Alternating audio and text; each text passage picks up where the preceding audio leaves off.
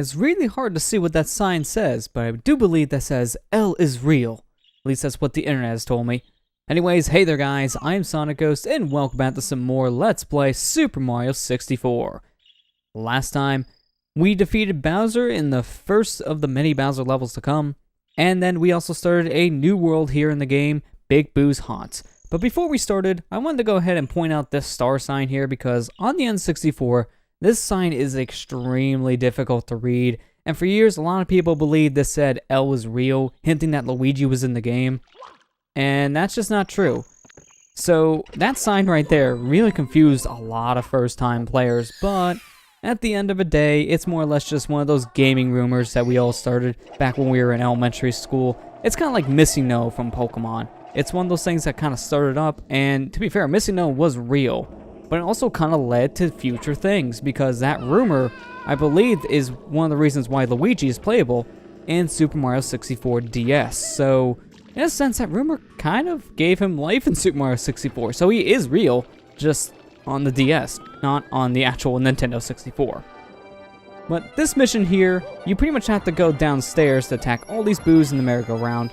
So this one's just going to take a bit. You have to wait for all these boos to spawn out of this specific painting, and then after you kill a certain amount, you'll have a big boo spawn. So this is the same deal as the other big boo we fought. You have to just basically kill it by hitting it 3 times, and then it'll spit out a star. So very simple, and that's not the last time we'll be seeing a big boo in this level. They do this a total of 3 times. So after a while, the big boos can get kind of tiring. But there, that's that star collected, so we won't be seeing a Big Boo for just a bit. We'll be seeing him later on in the level, but for now, we can at least have a break from Big Boos. 2 in a row is just a little obnoxious. So let's head back in here. The only annoying thing I have about this world is that you have to keep on killing this Boo to get back inside. After a while, it can get kind of tiring. But now it's time for the secret on the haunted books, and there's actually 2 ways you can get this star. So, for starters, you can do what they intend you to do, and go to the library to actually interact with these books, which will open up a secret passage leading you to the star. But there is another way we can get it, and I will show it once we take care of the intended way. So in here we have this bookcase that's shut off, and there's a secret combination. This is the combination: top, bottom, middle. Once you do that, this bookcase will open, revealing the way to your star. But this isn't the only way you can get in here and get this star. So for starters, I want to go ahead and jump over here, because this door is actually where you would go to actually get a sneak peek of where the star is. And you can easily get to this on the 2nd floor. So you would come over here and see, oh hey, that's a star. And I look through this window and I see that it leads through a library. So that tells you where you need to go, but you can just do a sequence of jumps and you can actually make your way over there. It's pretty tight, but if you know what you're doing with your double jump, you can actually do a double jump, then go into a dive, and you can make it over to that platform. Nintendo does know of this though, because in Super Mario 64 DS, the DS remake, they actually put a glass window here, so you can't do that jump. It's just out of reach now because of that window. You can't jump over, you'll bonk your head. So they know of it, and they fixed it. This is why the Nintendo 64 version is best version. You can sequence break. No, really, I don't care for that reason. I just prefer playing this version just because it feels better for me. I don't really have anything wrong with the DS version, it's just controls the big thing to me. This game just feels a lot better on the actual Nintendo 64. The control stick is a big difference. It's hard to control a 3D game with a D-pad. I played a couple 3D games with D-pads, and it depends on the game, but Super Mario 64 was designed for a joystick in mind at first. So the translation over to DS, for control-wise, wasn't really the smoothest, unfortunately. I remember my first playthrough being a lot more enjoyable than repeated playthroughs of the game. And to be fair, playing Mario 64 DS on a 3DS just makes it feel a little bit better. Even though when you can use the circle pad on 3DS for DS games, it's not actually using an analog control, it's still all digital. So it's the same thing as pressing a D-pad. It just feels better. It's more of a mind thing than anything else, because it doesn't change how you actually play, it just makes you feel better at the end of the day. But besides the control though, Mario 64 DS is a pretty solid remake of this game. A lot of people kind of put it down just because it's not one-to-one the original game, because it does do its own unique thing by adding in 3 new characters, and each character has their own special abilities to them. So it's not the same game, but at the same time it has a lot of the same elements. It's kind of confusing to explain. But in this room, I kind of want to stop explaining that for a second, because if you get near this piano, it will come to life. And it will try to kill Mario. This freaks out a lot of first-time players, because that piano really does hurt, and it just makes you jump. So, as a kid, I was even terrified of that thing. It just comes out of nowhere. And it's really surprising to see from the Nintendo game. I mean, the N64 area in particular, I feel like was Nintendo's darkest era for a lot of games, because you have a lot of stuff like that pop up.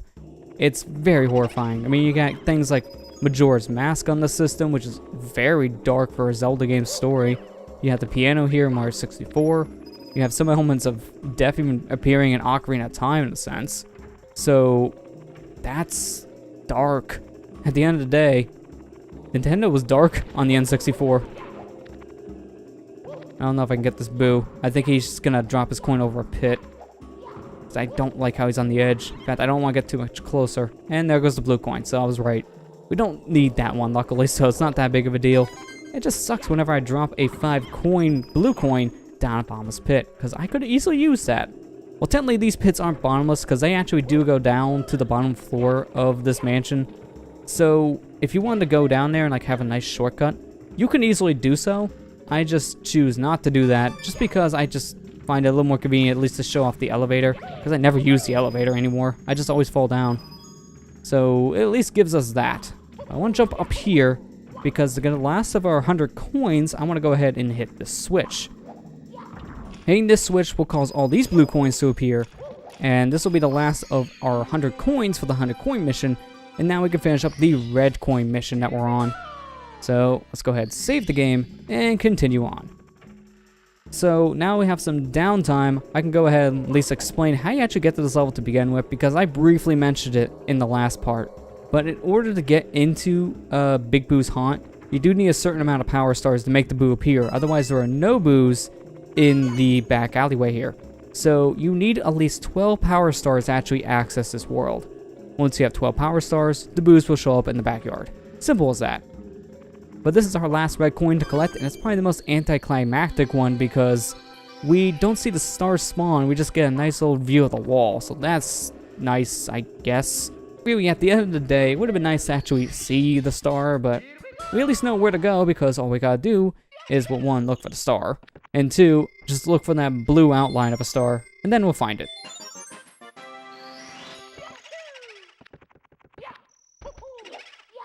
So we're not done yet with Boo's Big Haunt here, or Big Boo's Haunt. I reversed the order a bit. Same thing. We still have 2 more stars to get, and the first one is Big Boo's Balcony.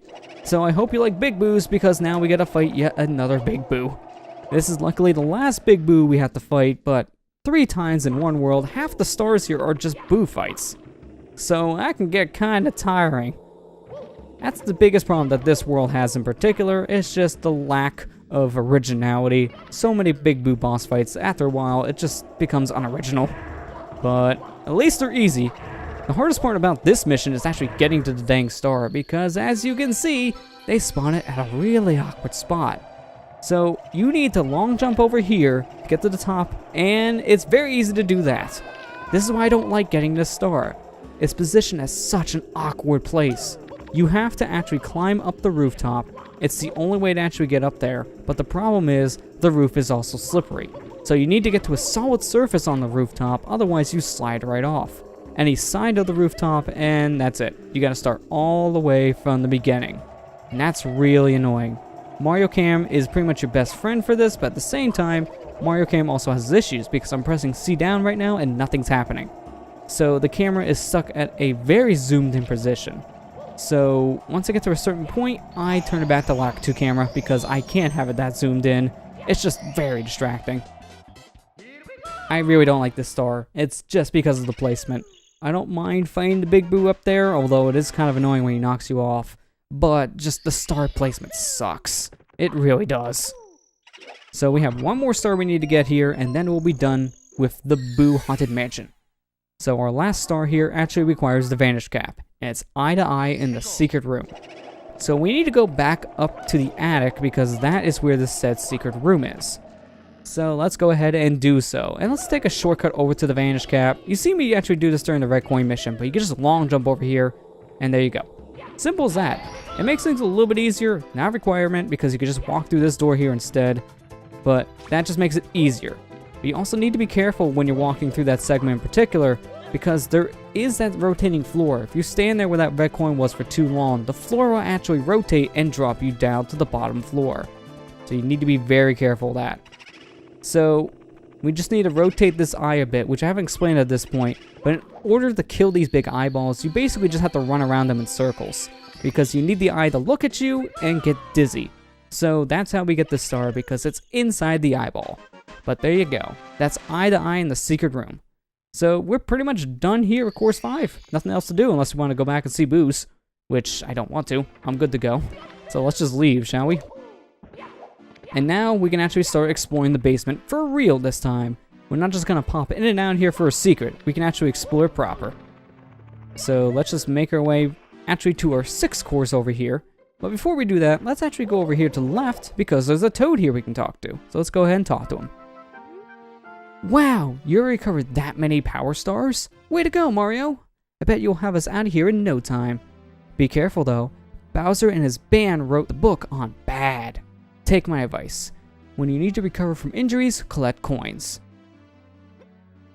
Yellow coins refill 1 piece of the power meter, red coins refill 2 pieces, and blue coins refill 5. To make blue coins appear, pound on the blue coin blocks. Also, if you fall from high places, you minimize damage if you pound the ground as you land. I love how he fails to mention that if you just go swimming, you fully restore your health. That's kind of an important detail too. That painting looks menacing. Let's just go over here and ignore it, shall we? It's weird how they put a star door here, because that just tells you there's a level here, but you can come in here with 0 stars. So what's the point in putting that door here? We'll have more than 0 stars by the time we get to this area. It's just kind of random, to be honest. Hold on to your hat. If you lose it, you'll be injured easily. If you do lose your cap, you have to find it in the course where you lost it. Oh boy, it's not looking good for Peach. She's still trapped somewhere in the walls. Please, Mario, you have to help her. Did you know that there are enemy worlds inside the walls? No! I didn't know! Yep, it's true. Bowser's troops are there too. Oh, here, take this. I've been keeping it for you. Okay, I can forgive Toad's ignorance because he gives me a star. Thank you, Toad. Seriously, that's such a weird hint to give at this point. He's saying that there are worlds inside walls, which, to be fair, is kind of hinting at a level on the basement floor in particular, but the hint is so vague that also means paintings.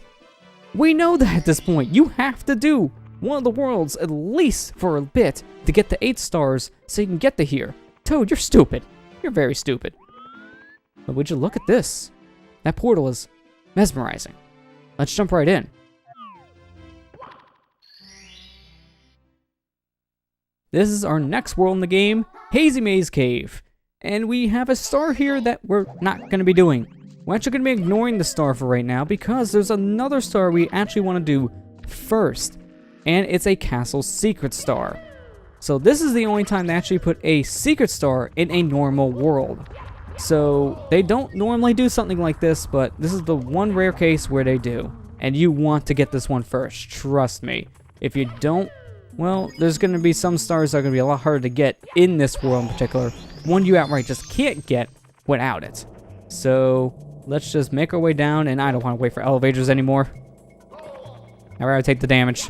It really does not matter, because down here, pool water. I could just swim and get my health back. It's not a big deal. So this is the power star they want you to get, which is right here, right in front of our faces. But I don't want to grab that star. And instead, I want to go ahead and swim over to our friend Dory. So if you ground pound Dory's back here, you'll make her head lower. And once you get on top of her head, you can control which way Dory moves. You can only control her lefts and her rights. So basically, whatever way you face, Dory will turn in that direction. So if I face left, she'll turn left. If I face right, she'll turn right. Simple as that. You actually want to ride Dory over here and go through these double doors, because this reveals a secret star for you to get. This is not part of the stars of this world, as hence by this portal, which is very similar to the one we jumped in to get the Hazy Maze Cave. But now, welcome to the Metal Cap Switch course, our last switch course of the game. Once you step on the cap switch, the green blocks will become solid. When you turn your body in the middle with a metal cap, you can walk underwater. Try it. We don't just walk underwater, but we can go ahead and kill enemies in one shot by just walking through them. Think of the metal cap more or less as the invincibility star, just a lot more powerful. But the metal cavern is where we are now. If we go right, we can actually fall down that waterfall, and do not do that. That waterfall actually leads back to the outside of the castle, making you leave the stage, so do not fall out that waterfall. If you go this way to the left, we have the metal cap switch, which we want to go ahead and hit. But first, I'm going to go ahead and jump underwater, because we can get ourselves a extra life. And this also demonstrates the fact that we can walk underwater with the metal cap. So this is why we want this cap, because the metal cap is going to allow us to actually traverse underwater and interact with switches down there that we couldn't interact with normally. So we hit our last switch of the game, and now we have just activated all the metal caps in every single level.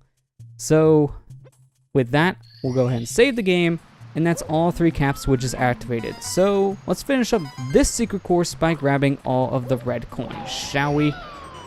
So we need the metal cap to collect these ones underwater, because there's a strong current here. If you try to get underwater without the metal cap, you'll be pushed out of this area. It's that strong. So yeah, don't go underwater without the metal cap. You will be thanking yourself for not doing this. But there you go. We have one of the castle's secret stars now collected. And before we end this episode, I want to go ahead and get one more star, but it's not here in Hazy Maze Cave. Before we start this level, I actually want to make my way back to the first area. So let's go ahead and exit course and head back over here to Jolly Roger Bay, because there was a star I had to ignore simply because we had no way of getting it underwater. It was in a jet stream that was just too strong for us to swim through. But now that we have the metal cap, we can go ahead and get this star now. So let's go ahead and do so, shall we?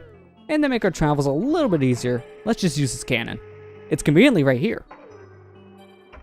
So now at Mario loaded into the cannon, let's aim for this wall right around here. This is probably gonna hurt, but I don't care. Oh, well that only hurt Mario's head and spirit because it didn't actually hurt me. That's good. So now, let's just go ahead and make our way underwater. This isn't the metal cap we need to get to the star, but it's the closest one for me, so I'd rather just get this and then dive. If this metal cap doesn't work for you and you don't have enough time, there is a metal cap in the cavern you can go ahead and grab. But I just prefer to get this one right next to the sunken pirate ship, and then just walk my way over here as quick as I can, because you barely have enough time, but you do. So there you go. That's all the stars here in Jolly Roger Bay. And now with that all collected, and now this entire level complete, we pretty much completed every single level up to the one here that we were just starting back in the basement area. So worlds 1 through 5 are all clear. We don't have to come back to any of them. We just have to worry about Hazy Maze Cave now. So with that said, next time on Let's Play Super Mario 64, we'll make our way back down to the basement and start exploring Hazy Maze Cave for real this time. I'll see you guys next time.